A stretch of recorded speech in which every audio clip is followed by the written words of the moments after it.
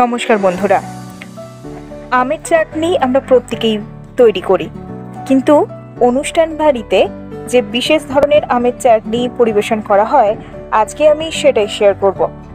কিন্তু তার আগে welcome back to our channel স্মৃতির হেসেল।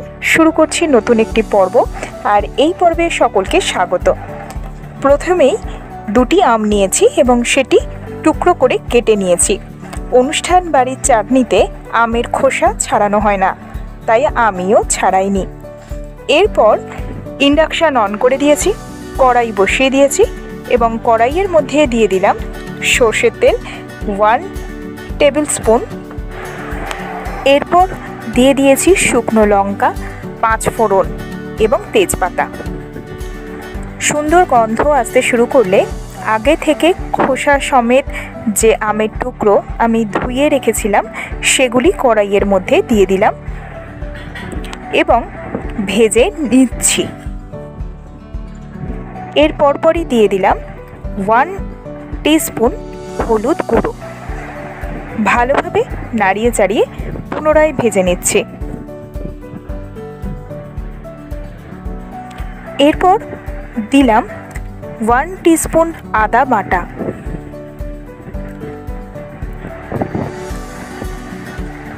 এরপর দিয়ে দিয়েছি জল, স্বাদ অনুযায়ী নুনও দিয়েছি। আম সেদ্ধ হয়ে গেলে দিয়ে দিলাম টেস্ট অনুযায়ী চিনি।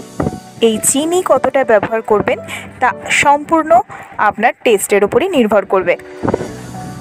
তারপর সমস্ত উপকরণ মিশ্রিত আম ফুটিয়ে নিলাম।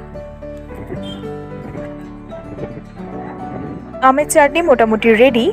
এরপর ছড়িয়ে দিলাম একটি ভাজা মশলা। এই ভাজা মশলাটার মধ্যেই রয়েছে অনুষ্ঠান বাড়ির মতো আমের চাটনির আসল স্বাদ। ভাজা মশলার মধ্যে ব্যবহার করেছি গোটা ধনে, গোটা জিরে এবং শুকনো লঙ্কা। শুকনো খোলায় ভেজে নিয়ে ড্রাই রোস্ট করে নিয়েছি।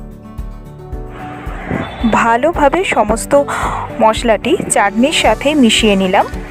তারপর ইন্ডাকশানের টেম্পারেচার একটু কমিয়ে দিয়ে 2-3 মিনিট দমে রেখে ইন্ডাকশান অফ করে দিলাম। তারপর পরিবেশন করে দিলাম।